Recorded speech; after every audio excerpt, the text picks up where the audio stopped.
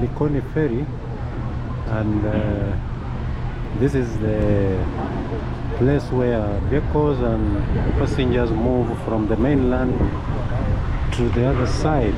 If you check over there, that is the Likoni side, and that one goes all the way to South Coast. So vehicles climb here, and then plus passengers, and then they are ferried across the channel. This channel here goes to the port of Mombasa, Kilindini Harbour, and right now I am on the mainland, but the ferry takes you to the other side, which is I'm on the island, but the other side is the mainland. Okay guys, here I am at the entrance to the Kilindini Harbour, and actually right here is where the ships come into the port of Kilindini. The ship would come from all over there. Right there, if you look on the horizon, I can see two ships who are waiting to make their ways here into the Kilindini Harbour, and they'll pass through this channel here and go all the way to the harbour, which is on this side. So generally the outside across there, if you look across there, that is Likoni. Likoni is not on the main line. Right here I am on the main line, and if you go that side, you're going towards South Coast. So let's walk here and see. This place is called Mamangina Drive, and it is a place where people sell various things, which I'll show you some of them over here. Okay guys, I am buying something we call madafu. Madafu is just coconut which is not yet mature, but you can see like this ones here, they are all being sold. Unauza pesa ngapi madafu? 100. They are sold for at least $1, $1 US dollar, roughly $1 US dollar for one. But it is a very nice drink. It is also very refreshing, especially when it is hot like now, when you can see the sun is shining. But we are buying madafu to refresh. Haya, asante mzee. Thank you very much. This one here is the gateway to Mombasa port, and we've got ship coming to wait in the high seas out there, and then they are picked by the pilot ship from the Kenya harbors, Kenya Ports Authority harbour, and then they are led into the harbour, into the port. Now you can see there are two lighthouses there to guide the ships, so that they don't go outside that perimeter, but in the middle is navigable. If it goes away from that green light there, and there's another one across there, red one, that one is dangerous. So these lighthouses guide. Then there are others all the way up to the long seas. With me here I've got madafu. I've just bought madafu. You can see this is madafu. This one here is madafu, coconut, and it has a straw, and you pull on the straw. Very nice. This is refreshing, because when the sun is up like this, you need some sort of refreshment. Apart from the water that you carry, this is natural water from the madafu. So guys, we'll just walk around, and then we'll go to the next place where we'll be visiting. At least this is a place where you can buy your refreshment as you watch the ships go in and out of the harbour. This one here is a baobab tree, one of the largest trees in East Africa. You can see even there are some fruits there on top, and then the tree has shed its leaves. It's actually summertime when this big tree here sheds its leaves. And now over here you can see closely, there are people who have been leaving their marks on the tree, either using a sharp object or something. Like this one is TJS, AM, and many others. People come here and with a sharp object leave their names on this tree. I think this is just symbolic to make it look like they have been here. It's a big tree. It's a huge tree. If you look at it this way, There is even some cave kind of here, which shows you that there are people who come here maybe to shelter from the rain. But indeed it's a big tree, as you can see. This is a baobab tree. So these are some of the trees you'll find here in the coast, and then they are actually next to the harbor. The harbor is just right here, and across the other side is the Likoni village. Then on this side we have the entry to the port. That is the lake, the port entry. The ships pass here to go to the port. Over here we've got a monument, looks like a lighthouse. Let's go closer and see what is written on it. Meanwhile, I have my madafu with me. You can see as I continue showing you this lighthouse, I have my madafu on me. I will keep on sipping. There is a lighthouse here, which is, I don't know if it's a lighthouse or something. Let's go closer and see what it is. This is a monument that has been erected here, I believe, by the county government, and it symbolizes something. And if there is anything written on it, we shall let you know. But I believe it is just a lighthouse. So here it is, steps also where people can sit and enjoy. It has some rooms over there all the way to the top. So I don't know what it is.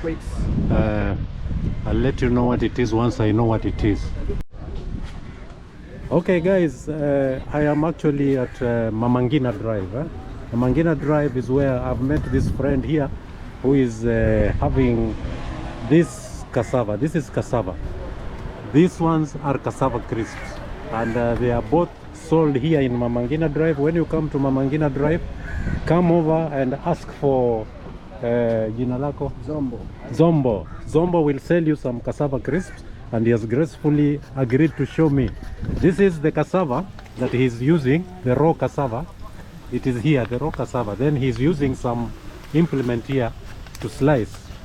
Once he slices now, that is hot oil. He has to fry those crisps until they are ready. And when they are ready, they will look like this. They look like these ones here. And this is the cassava itself, but those are the crisps. So that is the process of making those crisps by Zombo, who has just agreed to show me.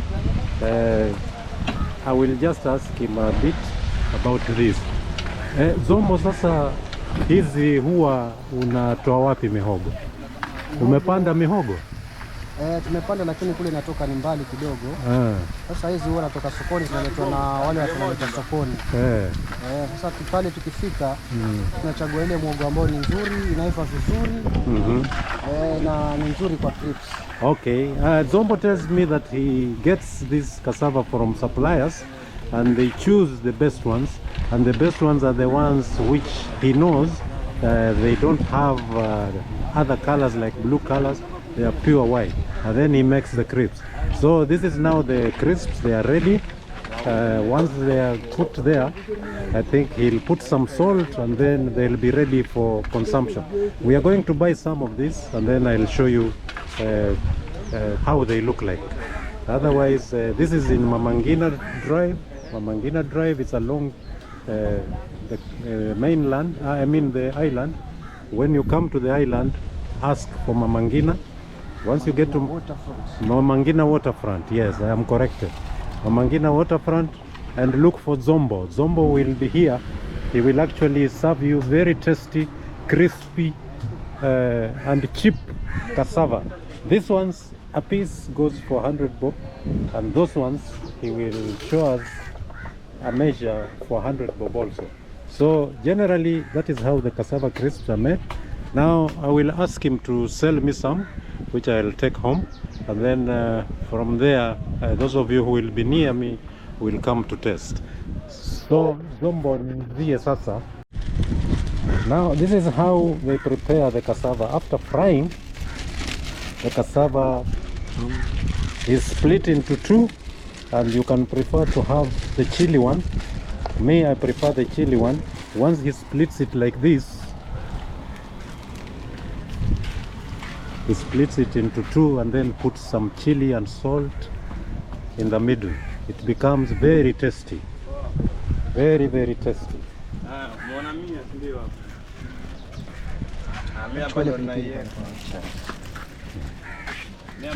These are the finished crisps, the packed crisps.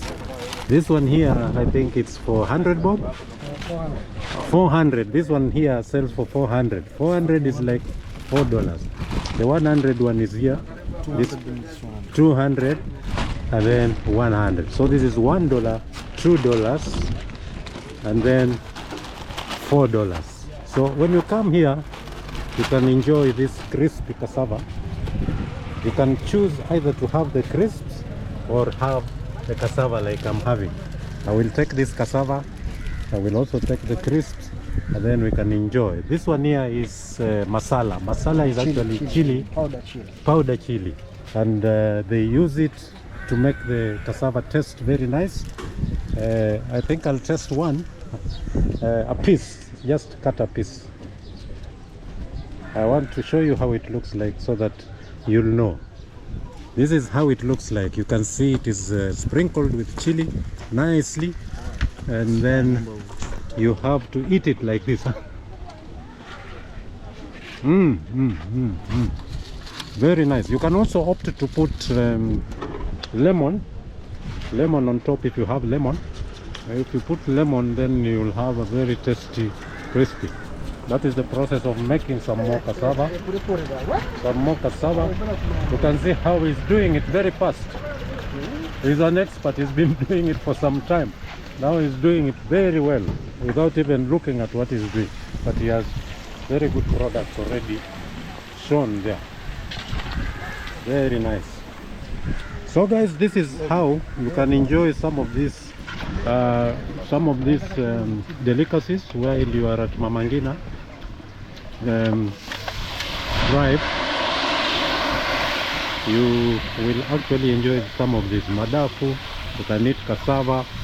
The crisps are called kachiri, cassava crisps. In Kiswahili they are called kachiri. And the other one, this one here, this one which I'm holding here, this is muhogo. So stay around and enjoy more delicacies.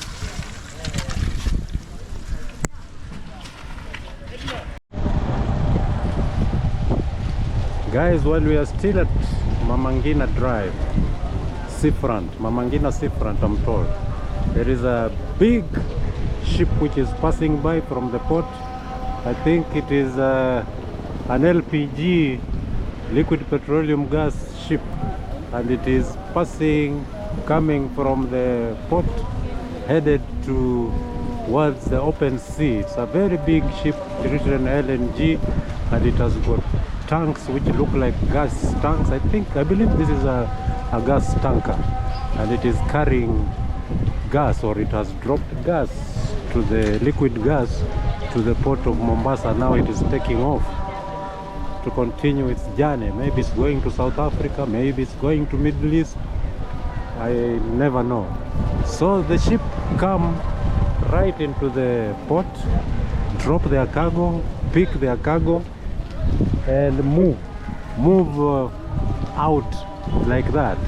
But if it is a new ship which has never been here, it normally docks, like there are some ship right outside the port docking there, and then they'll come inside to drop their cargo. They'll be directed inside. But on leaving, I think they have already known how to pass, to navigate this channel, and they take off on their own. So we are lucky to have found one ship coming out of the port, and that is some of the good things at Mama Ngina Drive. You can see the ships coming in or going out of the port.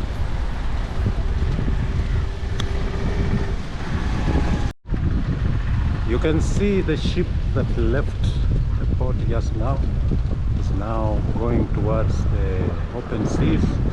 Just as you can see, that ship is already going to the open seas. It has been picked by a very able pilot ship which brings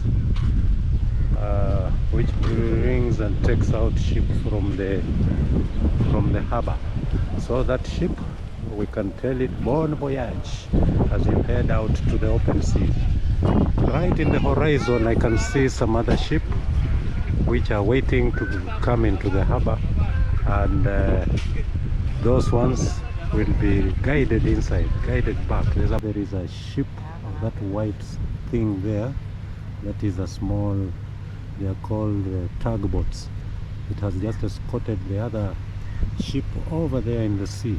You know, it is driving back, sailing back into the harbor, maybe to wait for another ship which will call for assistance. It normally assists ships from the port, foreign ships, to come out, and they are shown the way. Like that one has been shown, it is now waiting to set sail for the high seas. The tugboat now goes back to base, goes back to the port, and it is owned by the Kenya Ports Authority. That is a pilot boat for the Kenya Ports Authority. It is used to guide ships in and out of the port. You can see that white stuff there, that is the tugboat going back into the port. Now this one here, the port is significant for the region because there are those landlocked countries like Uganda and Rwanda, and sometimes even Sudan. They get their goods through this port from abroad. They also send their exports out. Now in these vlogs here, I'm going to show you even some areas whereby is evidence of foreigners coming into this country. The Europeans who came first, they all passed through this town, Mombasa. Mombasa was a very peaceful town, mainly inhabited by the Arabs and the locals of this place. But when the Europeans came, they found a place where they could refresh their journeys. They were sailing all the way from Spain, Portugal, via South Africa, come to East Africa and sail towards Asia or Arabia and India. So this is a very significant port. Now in those days before the electric boat, the modern boats or the modern ship came to be, there used to be dhows, sail dhows. These sail dhows used to use wind. They are the north easterly winds which would take the dhows all the way to Arabia, and also there are those southeasterly winds which would bring them back here. So there was two ways. You can either go to Saudi Arabia and India using the southeasterly winds, which would push the sailboats all the way to India from East Africa, or when the winds change direction, you know, it depends on the time of the year. When the winds change direction at the equator, there's something called ITCZ. ITCZ is something to do with the sun revolving, the earth revolving around the sun. So at one time, the equator, which strides the East African region, at one time the sun is directly at the equator, and sometimes it goes south to the Tropic of Cancer or north to the Tropical of Capricorn, and therefore it influences a lot of winds. So when the winds, which are called the northeasterly, blow from East Africa towards Arabia and Asia, mainly India, these boats would sail now to India. And when the winds reverse and come back, the southeasterly winds come back to East Africa, the same dhows would come back now carrying goods from India. So they were used for trade, and that is why this port is very significant. But in those days there used to be an old port which is over the other side. I will come and show you that sometimes later. The old port was the one which was being used by those dhows. Even today there are some dhows still in operation, but mainly they are used for tourism, to carry tourists. So this is why I thought it important to come and show you the entrance to the port, and also we'll move over to go and see some of the monuments that were left here by the arrival of either the Portuguese, the British, and other Europeans. You know, first of all, Europeans could not access East Africa through the Suez Canal because there was the Ottoman Empire. The Ottoman Empire, which was in Middle East and some Western Asian countries. There was a very strong Ottoman Empire which did not allow them to pass. So they had to find a route through South Africa, which they did, and then that route brought them up to Mombasa. And sometimes they had to come to Mombasa, and they could stop at Mombasa to refuel, maybe water, have fresh water, and get other supplies, and then go back to sea. Right now there is a pilot boat going out there, which I will show you.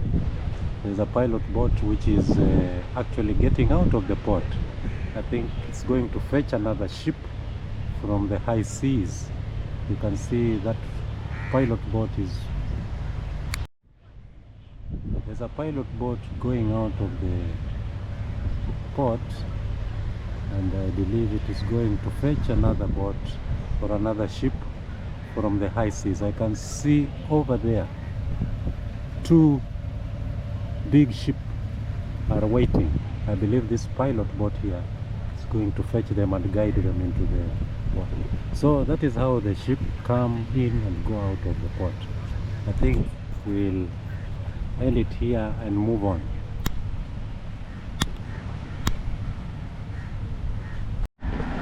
So guys, we are walking along Mamangina beachfront drive. I want to go to the other side of town where we shall see some more vlogs from there, because this is just a place where people come to chill. As you can see, mostly cars are parked along the beach front, and also people just come here to chill in their cars or chill outside and enjoy themselves. So as we go on with the vlogs, I'm going to be taking you to another location which I think will be interesting. So just hang around, let's go and explore before it gets dark.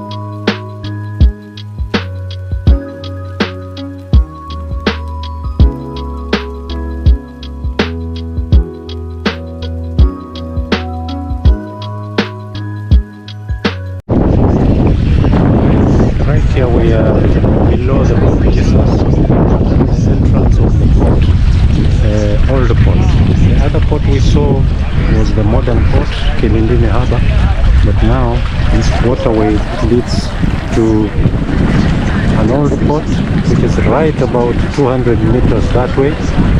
Those are just people touring. Across there we have the Nyali estate, that is Nyali on the mainland. We are actually on the island, and this is the waterway. The boats would come in through this waterway all the way. You can see the water right now is beginning to come in. This is water here flowing, water is beginning to come in. There are some boys swimming and many other people also taking photos. So across there is the mainland, and down this way is the port, the old port. So the boats would come inside here and then come all the way this way into the port. But right here is a monument that will be of interest to us. Right here, as you can see, that is an entrance to the Fort Jesus. Fort Jesus was built by the Portuguese those early years. I think it was in the 19th century. If you stand right here, you can see an entrance, a big wall, a stone wall, and then over there above, you can see above there, right there, all the way, that is the Fort Jesus. And the entrance is right here, over here. You can see that is the entrance. So we'll be going into Fort Jesus sometime to see what is happening there. But this is a fort which was very strategic. It was very strategic to the Portuguese. The Portuguese are the ones who built this huge fort. And the purpose of this fort was to guard the entrance to the port, which is right here. That is the old port. They took charge of the port by establishing a fort here, huge fort, and that is the entrance of that fort.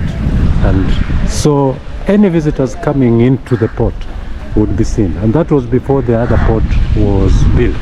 So let us go up and see what is happening at the port. So this is the entrance to the Fort Jesus from the sea. The entrance from the sea, this is the entrance, this big wall here. Let us go inside and see how people entered from the sea. From the sea you could come here and enter here. This one here is a cannon, an old cannon made of very strong steel, as you can see. So this one here are the stairs and entrance into the fort.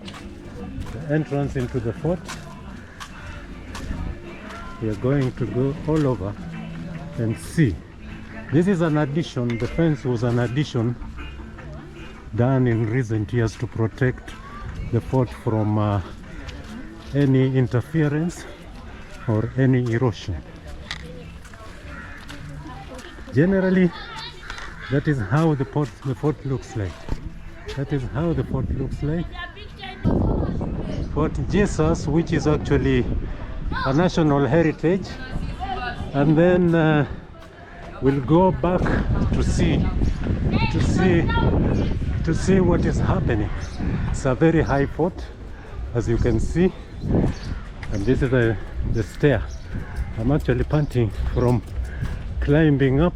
You can see there are some kind of security windows, and up there I think those could be spy windows, and that is the fort itself, and it goes all the way up to the other side.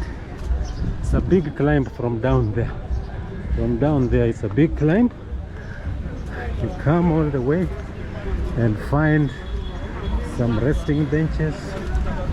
Over here I think this was an anchor for boats, either left over by the Portuguese, and these are remnants of cannons, I believe, which were used to protect that fort from any interference from other forces. So this is now a national museum heritage. We've got some 2 cannons here, old cannons. This one is a cannon.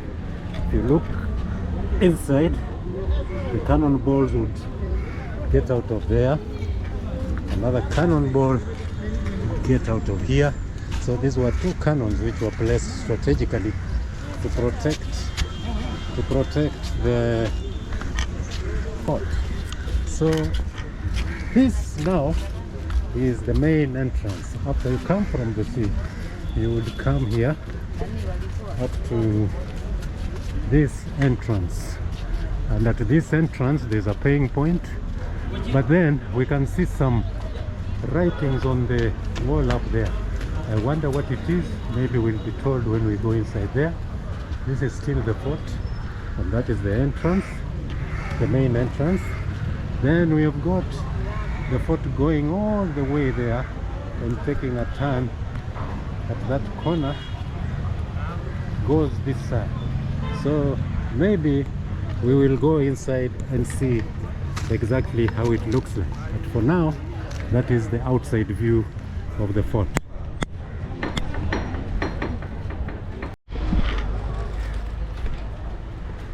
Guys, Fort Jesus had 4 walls, as you can see. This is the 4th rear wall.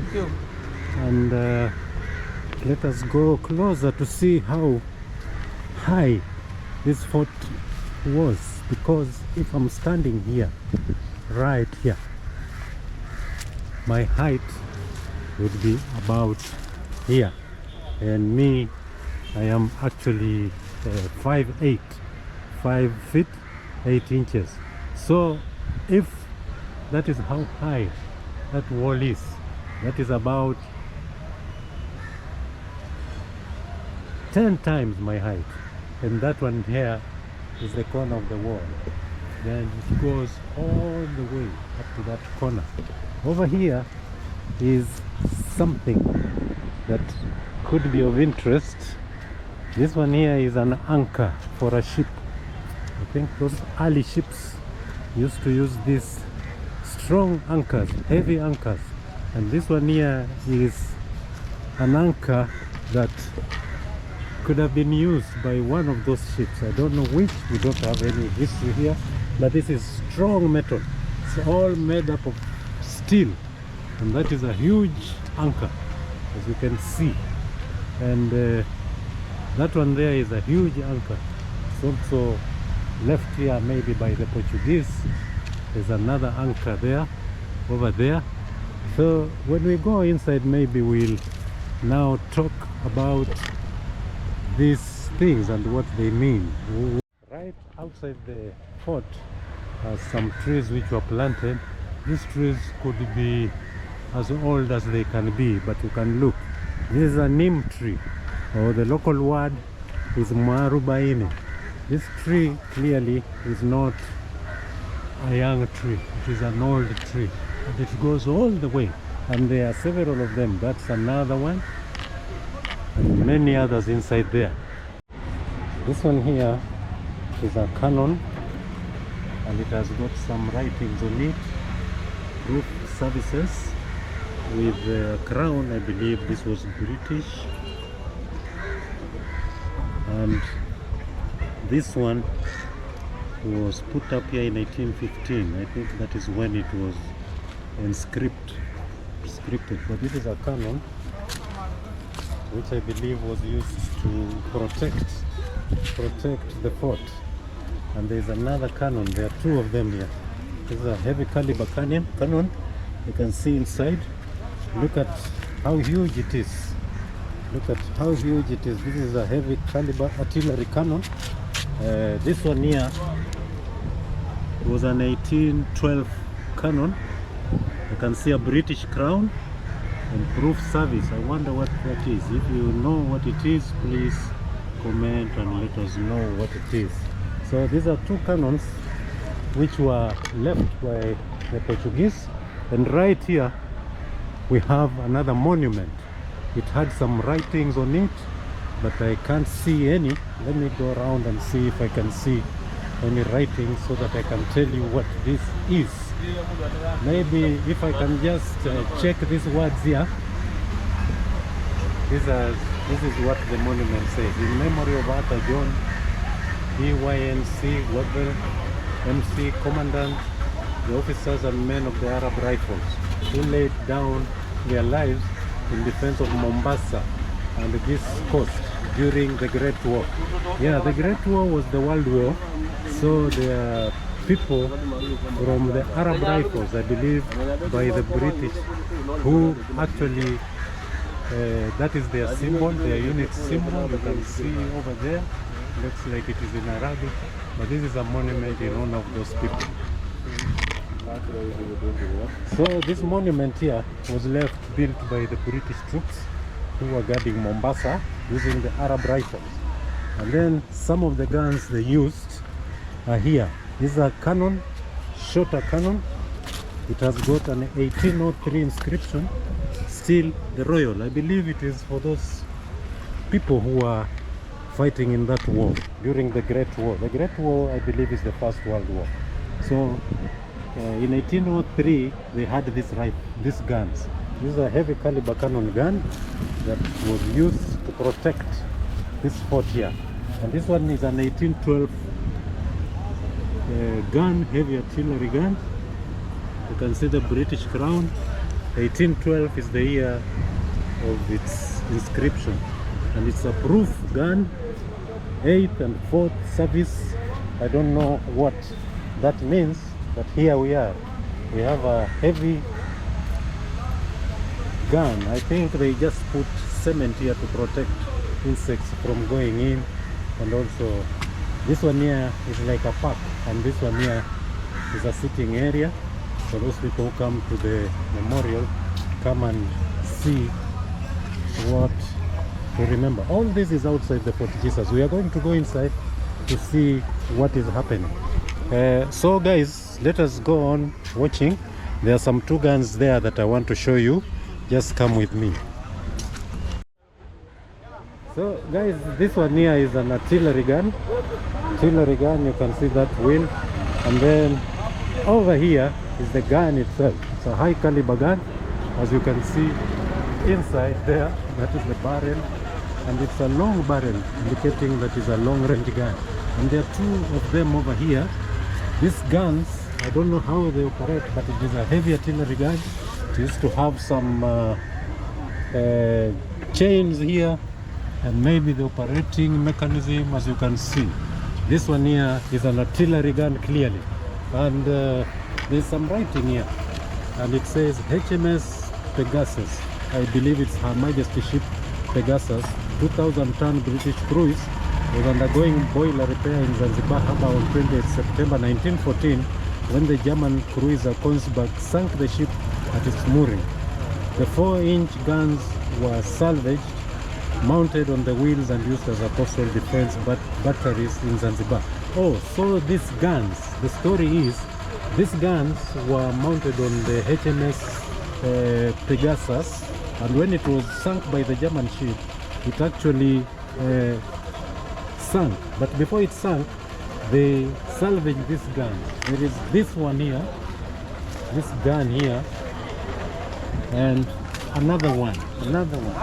There's also another gun here, another gun which is also the same as the first one. So this one here is the second gun of the guys. Right here I've got some juice to cool me down. This is tamarind juice. As you can see, it's a huge helping, and I want to enjoy this juice before I continue bringing you some other vlogs. This one here is a cave next to the Fort Jesus, and when you come around here you can always see where we are. The Fort Jesus is there. You can see the Fort Jesus, and there's a big Swahili kettle there. So this is the juice. Let me just enjoy it, have a bit of taste. This tastes very nice. I just got it now, and I think this is what I needed. All day I've been walking, sweating. I think I've found what I wanted. Let me remove this cape first. You can see actually I am sweating. I'm sweating, so I need this juice like nothing else. So generally, let me enjoy the juice, and then we can continue with the vlog. Thank you.